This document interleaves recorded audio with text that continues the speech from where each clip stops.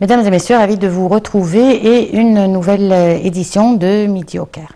Le président Abdel Fattah al-Sisi a assisté hier à une cérémonie organisée par le ministère de l'Intérieur au siège de l'Académie de la police, à l'occasion de la célébration de la journée de la police célébrée le 25 janvier de chaque année.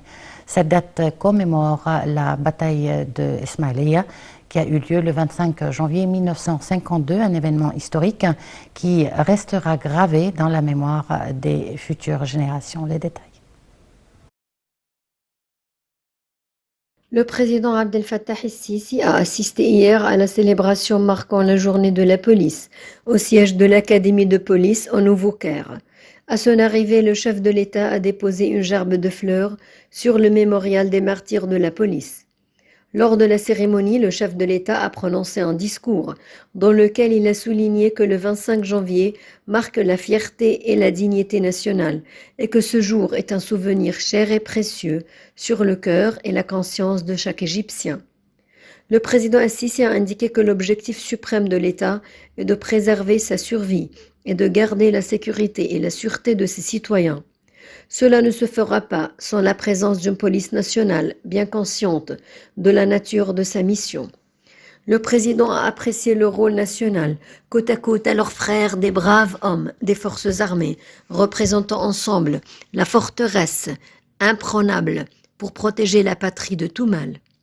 Le chef de l'État a également remercié au nom de tous les Égyptiens au personnel médical pour leur sacrifice face à l'épidémie de coronavirus, visant à maintenir la santé des Égyptiens. Le président al-Sisi a rendu hommage à un certain nombre de familles de martyrs, de dirigeants et d'officiers de police lors de la célébration de la 70e journée de la police. De son côté, le ministre de l'Intérieur, le général Mahmoud Tawfiq, a remis un cadeau souvenir au président al-Sisi dans le cadre de la célébration de la 70e journée de la police. Cela est venu en remerciement et en gratitude envers un dirigeant qui a établi pour l'Égypte une base solide dans le développement et la prospérité.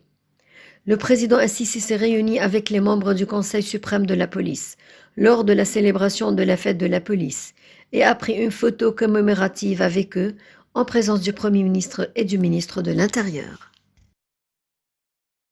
Dans son allocution à la célébration de la journée de la police, le ministre de l'Intérieur, le général Mahmoud Tawfiq, a déclaré que le ministère tenait à adopter une stratégie globale pour améliorer le système de sécurité et atteindre un saut qualificatif dans divers domaines du travail policier.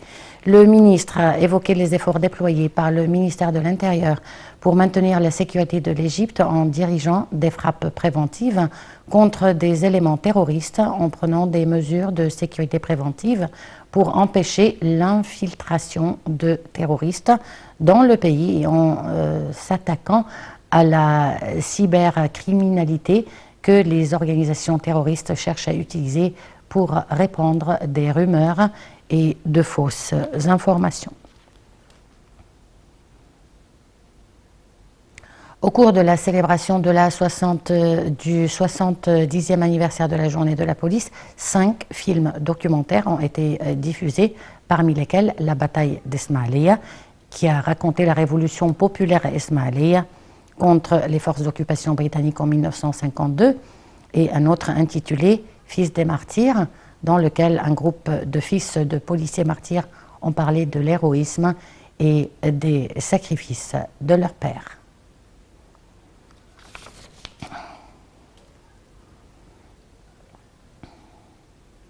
Le Premier ministre Mostafa Madbouli a affirmé l'intérêt accordé par l'État au développement et à l'aménagement des routes, notamment celles mises en œuvre dans les nouvelles villes. M. Madbouli a tenu ses propos lors de l'examen d'un rapport présenté par le ministre du Logement et des communautés urbaines, Asim Al-Ghazar, sur les efforts du ministère concernant les projets des axes et des routes mises en œuvre dans les nouvelles villes d'une longueur totale d'environ 1350 km et d'un coût estimé à 33 milliards de livres égyptiennes. Il a également affirmé la poursuite de la mise en œuvre des projets de construction et d'aménagement des grands axes et routes dans les nouvelles villes.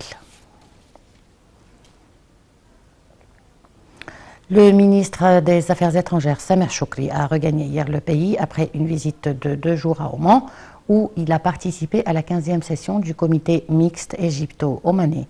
Compte rendu sur la visite du chef de la diplomatie à Mascate.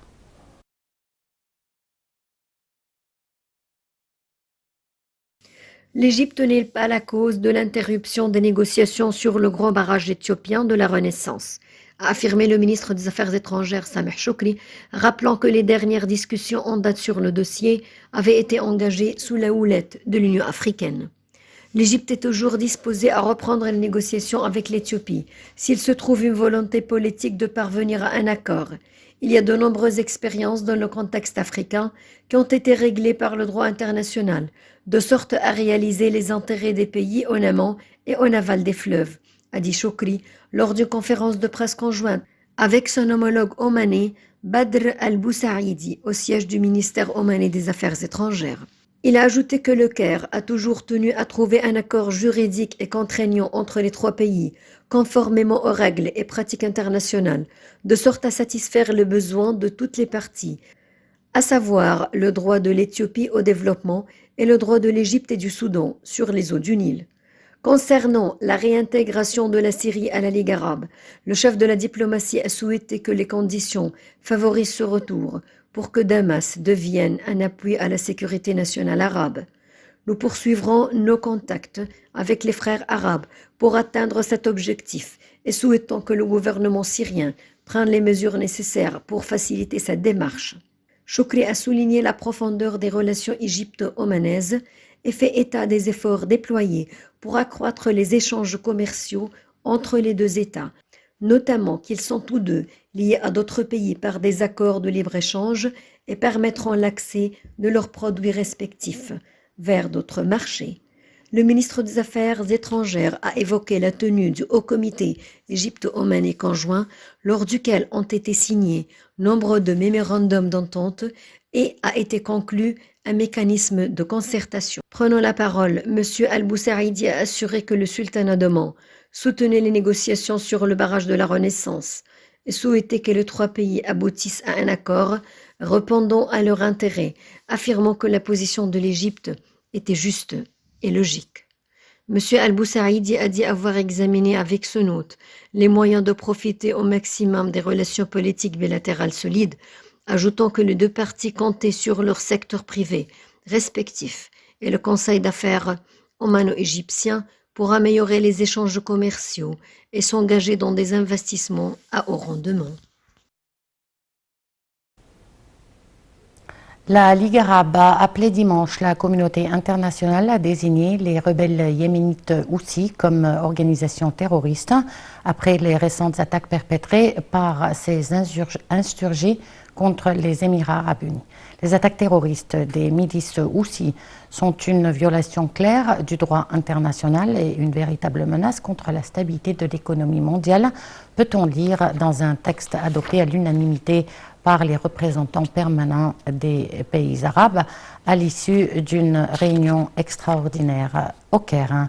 Ils ont également réitéré leur solidarité totale avec les Émirats et leur soutien à toutes les mesures qu'ils prendront pour défendre leur sécurité, poursuit le texte. Les Houthis avaient mené lundi dernier des attaques avec des drones et des missiles qui avaient fait 3 morts en faisant exploser des camions-citernes à l'aéroport international d'Abu Dhabi et dans une zone industrielle attenante.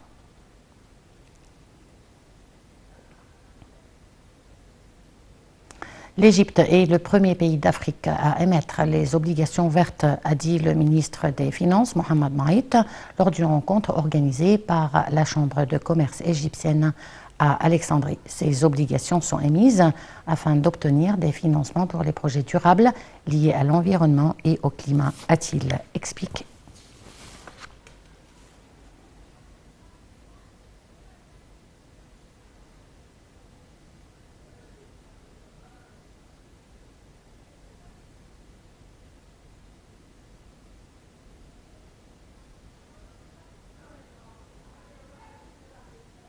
Le site CNN Travel a publié un rapport intitulé « La destination touristique la plus populaire du monde » sur TripAdvisor pour 2022. Hurghada figure parmi les 10 meilleures destinations touristiques à visiter cette année, tandis que le Caire figure parmi les 10 premières destinations au monde.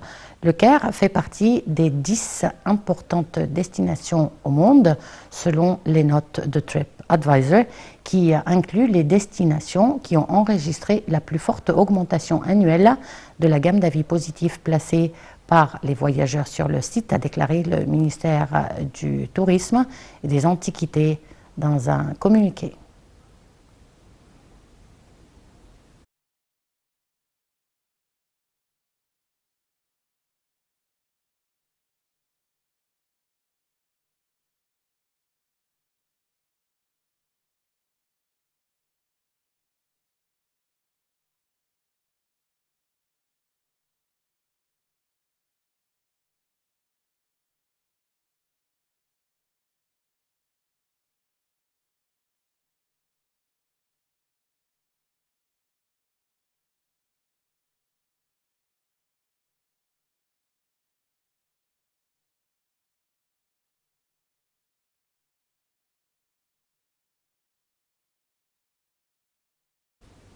Et pour parler plus de ce classement, nous avons en ligne M.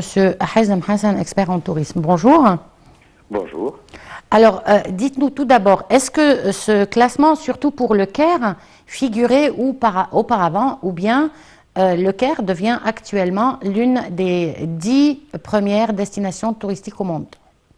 Bien sûr, on doit dire que le Caire est depuis toujours une destination importante pour les touristes, de différents domaines, de différents genres de tourisme. Mais dernièrement, bien sûr, cette place très avancée pour le Caire et pour Hurghada aussi est un point très important. On voit que justement après le confinement qui a couvert le monde entier à cause de Covid-19 et justement les autres virus de Corona qui sont sortis, les gens ils veulent sortir, ils veulent passer des vacances, ils veulent sortir, prendre de l'air, visiter un autre pays. Ils cherchaient toujours en hiver un temps raisonnable, modéré et pas trop froid. Et justement le fait que l'Égypte est proche effectivement de l'Europe et bien sûr les Européens ils aiment voyager déjà, donc ils ont trouvé que l'Égypte est un pays très prometteur où ils peuvent vraiment passer des vacances agréables. Le Caire, il y a tout. Quand on regarde, effectivement, il y a des beaux hôtels, il y a des monuments importants, les pyramides, le musée, Saqqara. Donc depuis le Caire, on peut passer vraiment une semaine de visite sans problème et avec tous les aspects. Quand on va au Vieux-Caire, on voit les anciennes églises, la mosquée la plus ancienne en Afrique, la mosquée de Amr ibn al-As. C'est très très varié, d'une richesse de patrimoine extraordinaire. Donc on voit qu'avec le temps agréable et le soleil, c'est sûr que c'est logique que l'Égypte, l'année dernière, a réussi, ou le Caire principalement, a réussi à attirer beaucoup de touristes et de beaucoup de nationalités. Les Russes, bien sûr, ils sont retournés l'année dernière. Il y avait comme une sorte de sanction sur les touristes russes pour venir en Égypte. Aujourd'hui, et depuis l'année dernière, les Russes se sont retournés et d'un grand nombre. Et là, ça s'est vu très bien. Je vois que les touristes russes, ils attendaient avec impatience le retour des vols des agences aériennes à l'Égypte, le Caire, Sharm el-Sheikh et Hurghada. Donc, on voit beaucoup de nationalités qui sont de retour, les Anglais aussi.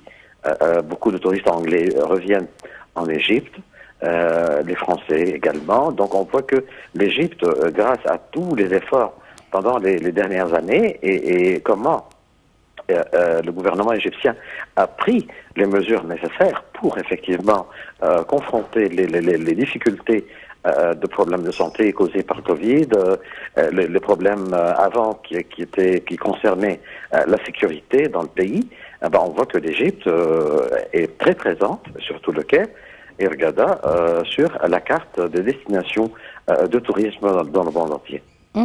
Bon, Monsieur Hazem Hassan, dites-nous, qu'est-ce qui fait d'Hurghada aujourd'hui l'une des 10 meilleures destinations touristiques dans le monde?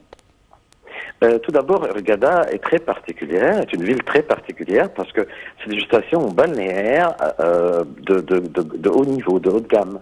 On voit que, bien sûr, on parle de la mer Rouge, on voit les coraux, les poissons très variés, la propreté, justement. On a réussi à Hurghada à faire une sorte de promotion dans le monde entier.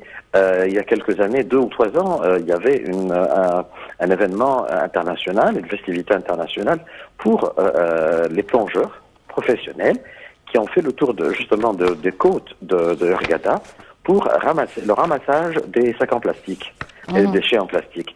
Ce sujet est très important. Je peux dire que ça, c'était un événement très important qui a attiré l'attention du monde entier, que ici en Égypte, on nettoie justement nos plages, nos côtes, et ça attire beaucoup les touristes.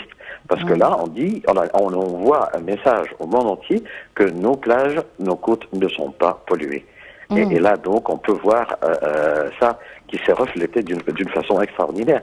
On voit que à Hurghada, il y a aussi l'opportunité d'aller faire le safari dans le désert.